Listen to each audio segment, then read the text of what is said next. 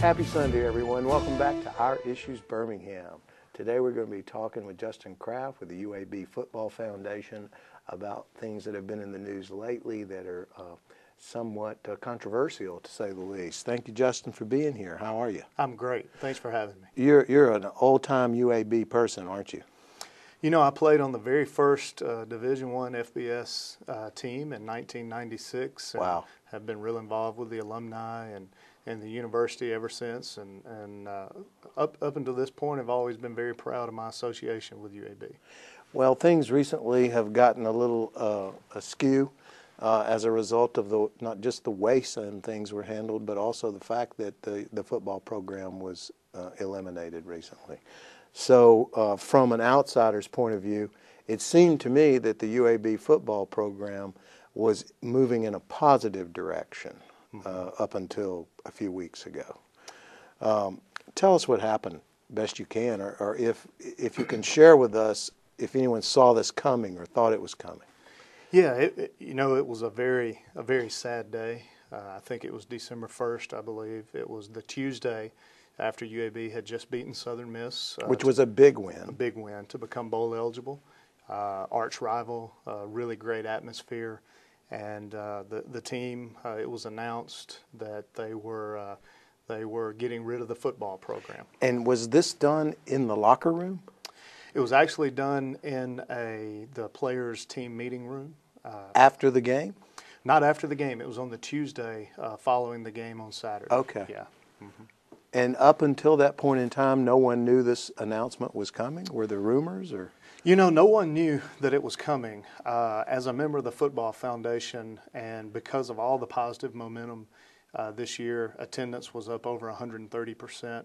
Donations were up. We averaged over 22,000 people per game, which put us right in line, right at fourth in our conference in attendance, and obviously third in the state of Alabama, behind Auburn and Alabama for attendance. So there was a lot of momentum.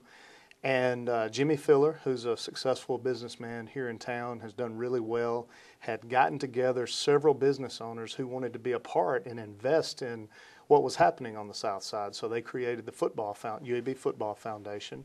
To make a long story short, we had a meeting with President Ray Watts for the purpose of announcing a public-private partnership with the city of Birmingham in order to build some new practice facilities as well as a coach's office, which has been long overdue there at UAB, and to invest in Bill Clark and his leadership. And to be honest with you, that was, I can't remember the exact date, but it was somewhere around the end of October, and we were not received very well in that meeting. And frankly, I was shocked, and that led to a lot of questions. We began to do research, found out that the UAB program had not scheduled any games past 2016, and that the coach's contract actually ended in 2016, which is really unusual for a FBS Division I team. Most games are scheduled all the way out almost until 2020. So we began looking for answers and couldn't get any, and that prompted the very first letter that the Letterman's Club former players wrote to Dr. Ray Watts, specifically asking questions. And did at any time during this meeting that occurred in late October, Dr. Watts indicate to you that there's the potential of not continuing football?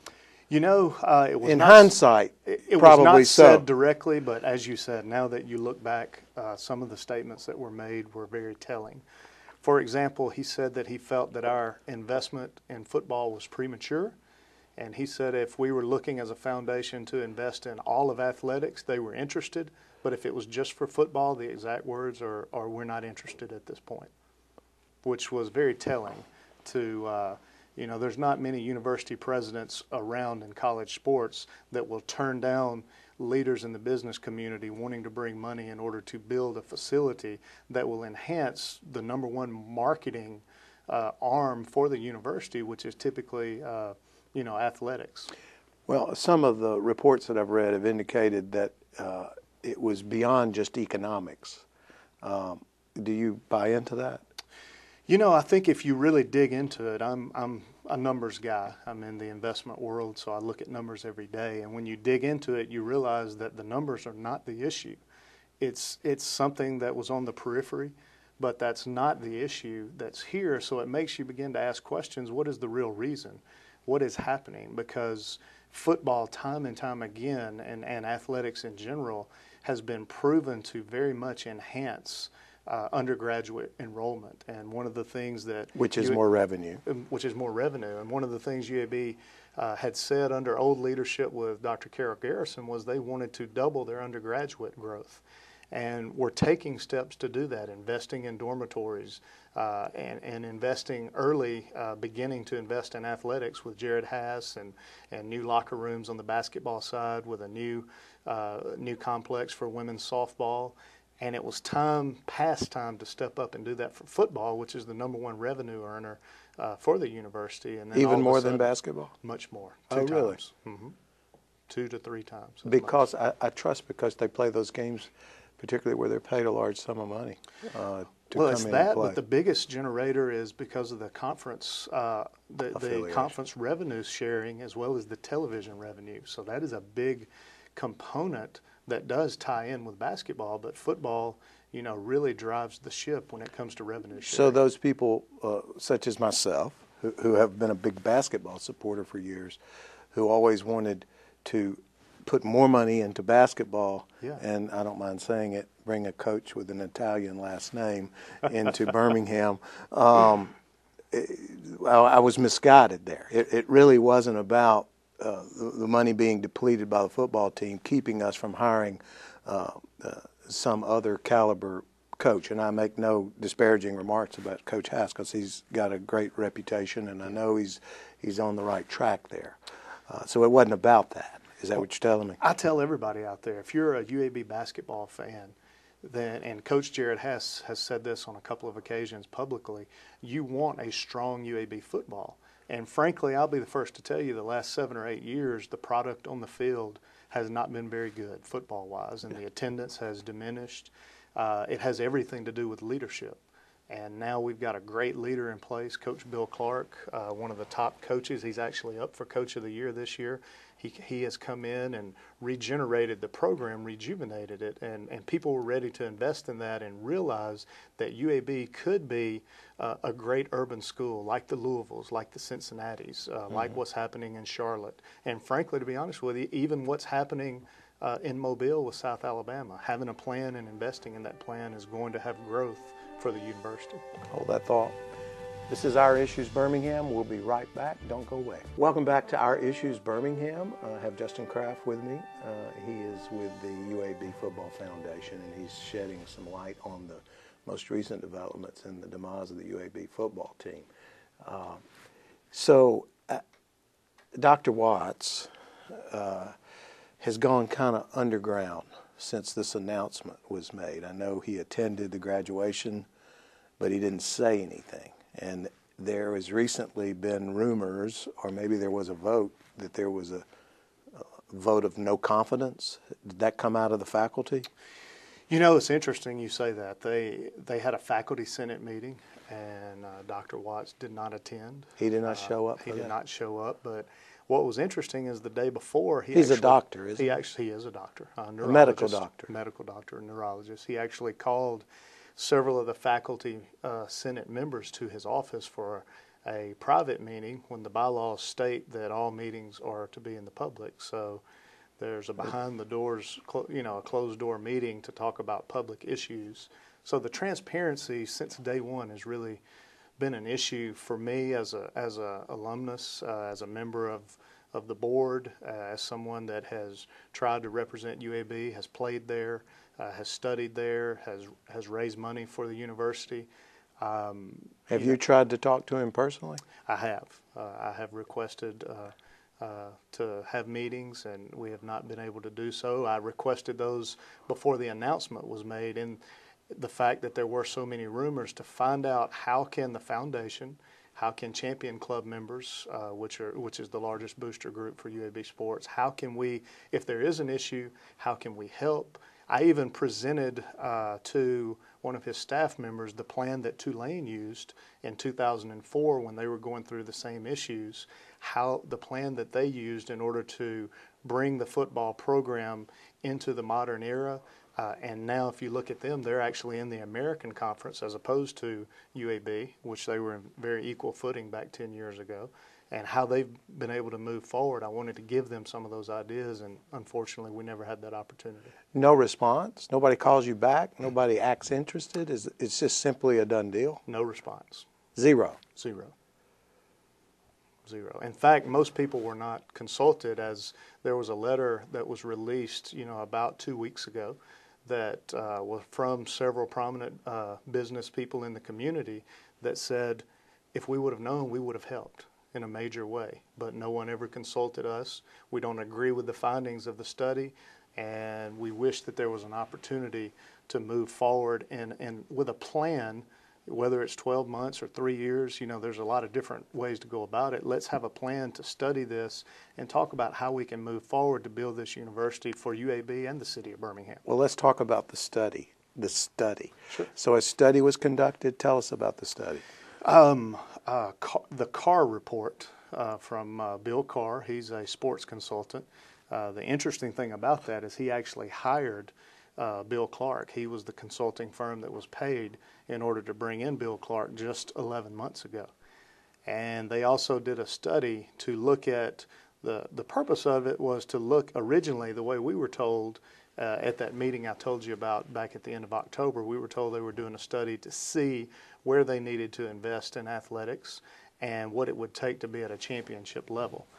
And so the Carr report came out and basically said that UAB needed a $49 million investment in athletics, and $22 million of that had to be for football, and thus that was the determining factor for Dr. Ray Watts to cancel football, because he felt like that those investments couldn't be made. And I would argue the point that it was very questionable research. What's the revenue that the football team generates? The football program last year, which by the way is the worst year that they've ever had on record in the last 10 years, brought in over $9.5 million in total revenue. All right. Mm-hmm. And this year I assume that number would be larger. This year that number would be larger, but they didn't use those numbers in the study. So is this a one-man, what's the word for that? Is that an aristocracy? When one person is in charge? Did he make this call by himself? We're led to believe that. His public statements have said, this is my decision. It has nothing to do with the Board of Trustees. He says that's his decision and his decision alone. So if that's the case, I contend with you that he says it was a data-driven process, yet he did not talk to the top donors. He didn't talk to the city of Birmingham. He didn't talk to the student government. He didn't talk to the board of directors of the Alumni Society. So my question is, how much data went into this decision? So you mentioned the board of directors. There's always talk about the cross-pollination of Tuscaloosa and Birmingham Universities of Alabama. Mm-hmm. What is that? How does that operate? Yeah, number one, this isn't a UAB versus Alabama issue. But I think there are some concerns definitely with, there is one board of trustees for the Alabama system, which governs the University of Alabama, UAB, as well as UAH in Huntsville. And there has always been issues from a representation standpoint, and it brings to light a lot of questions.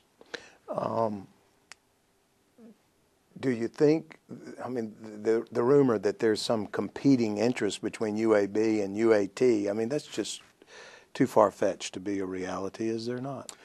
In terms of athletic competition on the field these days, I think it should be. I think most people that really understand that UAB doesn't compete against Alabama. They compete against Troy, South Alabama, Southern Miss, and the teams that are in their conference. Yeah. The Tulanes of the old days, the Central Floridas, they don't compete with Alabama, and we don't try to. We don't compete for the same players. We don't compete in the same conference. But I think there is a small faction out there that I have found that feel like that they don't want to legitimize UAB. But again, I don't think that's the Alabama fans and the Alabama leadership as a whole, but just a small group of people that have had these feelings for some reason going way back when to the old Gene Bartow days. Wow. Welcome back to Our Issues Birmingham. We're talking about UAB football, and it's a quite interesting topic, I must say. You mentioned before the break that the study, I'll use that word, said that we needed to generate $49 million. Let's assume we generated $49 million. Mm-hmm. Where would we spend $49 million? Yeah, the study made a bold statement that $49 million was needed in capital investments to bring the program up to a competitive level. And they got new uniforms this year. They were great. New helmets? Hey. Multiple new uniforms. And we even had an All-American this year. We did. Which is pretty good. J.J. Nelson, who's a phenomenal player. They put some great players out of there. Roddy White. Oh, yeah. Daryl Hackney. Yeah. Brian Thomas was a first-round draft pick. Not to mention yourself. Oh, well, you said good players. There's a difference. I was just a player. But, so $49 million would be spent on, we don't know. We have the baseball team plays at Regents Park. Mm-hmm. The basketball plays at Bartow Arena with brand new facilities. So what is the football team? Softball has a brand new stadium and a new practice area. There were some other casualties of this announcement. I know there is bowling and rifle, the women's bowling and rifle team, which was really a product of Title IX, because if you get rid of 85 men's scholarships, then you have too many women's scholarships. So we argue that was an issue in itself. That's a Title IX issue, and there may be more sports to go with that. But frankly, we don't know where $49 million would be spent. And what's interesting about that, as opposed to a consultant, we asked the coach, what do you need to win a championship? And he said, I need new practice fields, and I need new coaches and team meeting offices, which is far, far less than the $49 million that was stated. It's probably 10% of that, in order to get what he says he needs in order to be competitive and win conference championships. So, which could have been raised by the individuals you mentioned that were willing to put it up. We had $5 million over the next 12 months already pledged, and that was within 2 weeks, with a huge cloud hanging over our heads about rumors of the program. Interesting. And no word from Dr. Watts. No word. So what does the future hold for UAB football? And I suppose this has a negative impact on other sports programs in some ways, doesn't it? It does. Wouldn't it affect the basketball in some way? I think that it has. If you hear Coach Hass, he talks about the distractions. Several of the coaches, in fact, just a couple of weeks ago, all the women's sports coaches actually sent a letter to Dr. Watts and Brian Mackin, very much concerned about what's happening with football and wondering why they were not consulted, because a strong football program helps conference affiliation. If you look at the bylaws of Conference USA, it states if you're not a football playing member, then you can't be in the conference. So what does that do to basketball? What does that do to baseball? It drops them to it relegates them to a lower level of play in a lower conference that may not be travel friendly and not as appealing to the fans that are in Birmingham. So it has a negative impact. Is there any way to breathe life back into it, or is it all over now?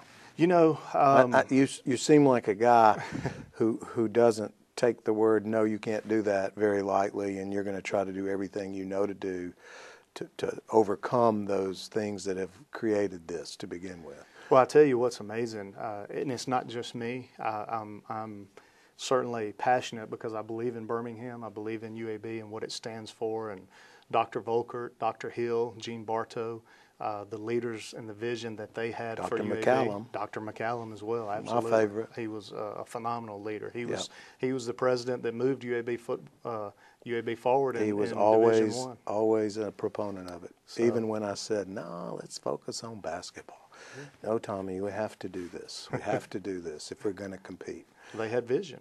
They had vision, and I feel we're lacking that. But what's amazing, just in a few weeks, we have over 11,000 followers on Facebook at Save UAB Football on Facebook. We had over 12,000 signatures on a petition just in a couple of weeks to save and restore UAB football. So it's not over.